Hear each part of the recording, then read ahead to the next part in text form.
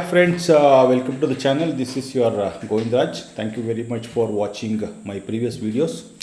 Today I am going to address on this topic on standing orders. Now before getting into standing orders, let's ask one question. How do you regulate your employees' terms of employment? So the answer normally what you will give is the appointment letter. So of course, if you go to the white collar employees, the terms of employment are decided by your appointment letter, and you can also regulate them and also take whatever the actions and behave in as specified in the appointment letter. But when it comes to blue collar employees, now you have the terms of employment in the appointment letter, but in addition to that, the law also stipulates that every employer is required to get the standing order certified. Now, what is the standing orders? Not that every employer is required to get it certified from the certifying officer, normally the labor department officials, but the law, especially the Industrial Employment Standing Orders Act 1946, stipulates that if you have 100 or more employees, then you are required to draft the service conditions or rules and regulations which are going to be regulating your blue collar employees. Now this 100 employees threshold, especially Karnataka and Maharashtra, now they have brought it to 50 employees. Now let's look into why the employer is required to get it certified, though the law mandates. Is it really important for an employer? Now, of course, if you have the appointment letter, in a way you are safe. But if you don't have an appointment letter, then while regulating your employees, the implied contract, which is not in written, have to be relied. So that is basically based on the legal principles. In that case, whenever there is an issue, or when you are going to terminate any employee, or when you are going to take any disciplinary action, you have to follow the normal principles of law. There, that time the employer will get into issues.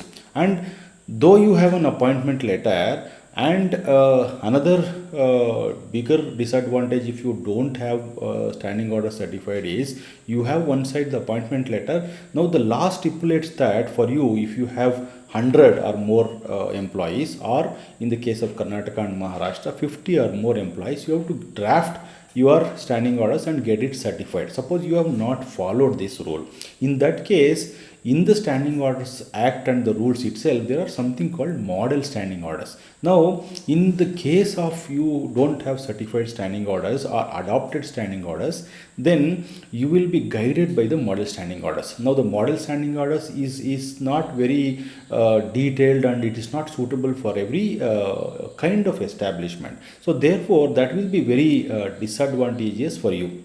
Now I will come back to this point, or why employer is definitely required to get it certified, and what are the disadvantages if you don't get it certified. I'll come to this point later. But before that, let me give you very brief about this statute. See, if you understand the standing orders, these are nothing but terms of employment of or service conditions for especially the workmen who are under the Industrial Dispute Act or workman category. You can call it as blue collar employees.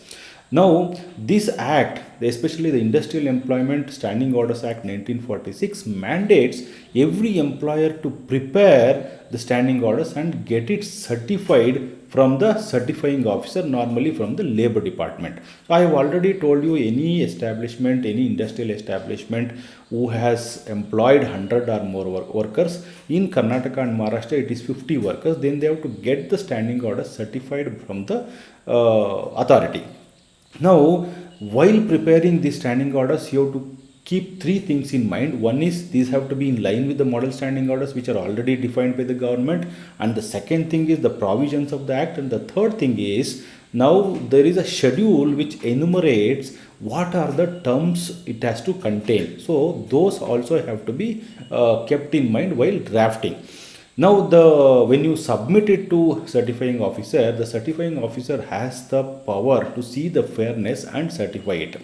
And now in Karnataka, you have a possibility, you don't have to get it certified. If you prepare your standing orders, get it aligned with your workers or the union and agree, then you can send a copy, and then it will be deemed that your standing orders are certified. But it is always suggested for you to get it certified, because the workers take up a dispute in the future, then it's very difficult for you to continue with those adopted standing orders.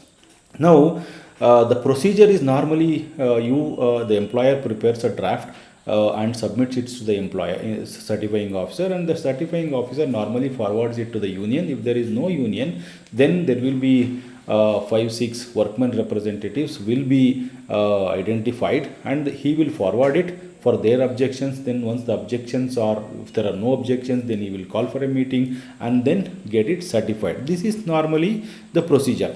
Now let me tell you why the employers have to get it certified, or at least prepare the standing orders and submit it to the authority and get it certified. First thing, of course, the law mandates that if you have certain threshold of employees 50 or 100, I have told you, then it is mandatory for you to get it certified. If you don't do it, then the legal contraventions attract. This is the first one. The second implication, which I told you already in the beginning, the application of model standing orders. You have an appointment letter, but you are also coming under the Standing Orders Act. Then if you don't have a certified standing orders, then the model standing orders, whatever prepared and appended to the rules of the state government or the appropriate government, those will definitely have an implication on your employees. Whenever there is a dispute between your contract of employment and the model standing orders, the model standing order definitely overrules, because it has got a statutory backing. Now, these model standing orders are not as per your conditions, your employment conditions, or your nature of business. There are very basic conditions which is not beneficial for the employers. When you certify, you know your employees, you know your kind of business, you detail, and you know your policies, you will formulate and get it certified. So the major disadvantage of this is these are very basic and it will not majorly help the employer. So this is one disadvantage.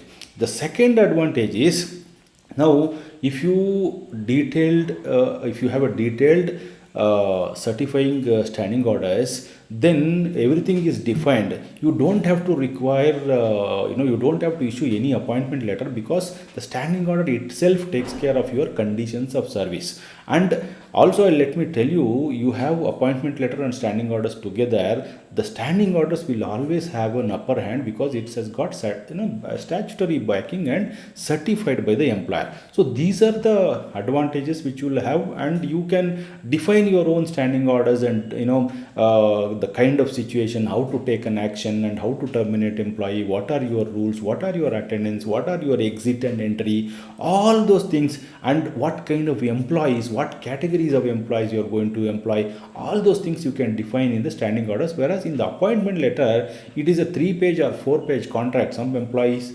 may have 10-page contract also, but normally you cannot define each and everything in the contract of employment. So therefore, it is always best for you to get your standing order certified if you are coming under the statute. If you are not coming under the statute, I also suggest you, in addition to appointment letter, you should always have your own service rules, because so many situations I have come across where I am finding it very difficult to identify a provision in order to initiate any action or to deal with such a situation. Therefore, it is always best suggested, even if you are not coming under the standing orders, and you are suggested to have the service rules similar to the standing order, so that you can rely whenever you need any provision to act upon it. So therefore, friends, this is a very brief information I have given you. In case you are looking for standing order certification or drafting or any kind of assistance,